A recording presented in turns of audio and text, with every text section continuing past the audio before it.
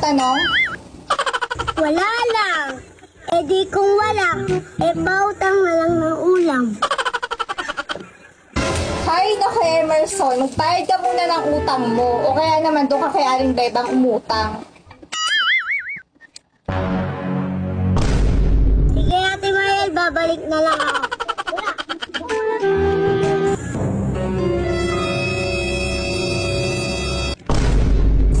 Ano na naman, Emerson? Ano naman yung dala mo?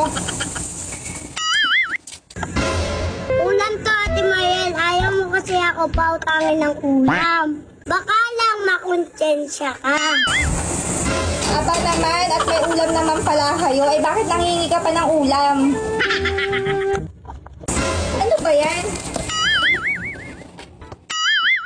Ano to? Sardinas tapos hindi pa nakabukas? Di ba nga, Ate Mariel, ang magkapitbahay nagbibigayan? Give and take lang, ika nga. Give and take, eh, yung ulam nga namin, nilagang baha, tapos yung sa'yo, sardinas, tapos ako taklog pa. Siguro inutang mo pa to kay Aling Bebang, no? Bakit tinawagan ba ikaw ni Aling Bebang? Oh, tingnan mo, nalolosto ka pa talagang buwisit ka. Papalit mo tong ulam mo, tapos inutang mo lang to kay Aling Bebang. Buwisit ka talaga eh.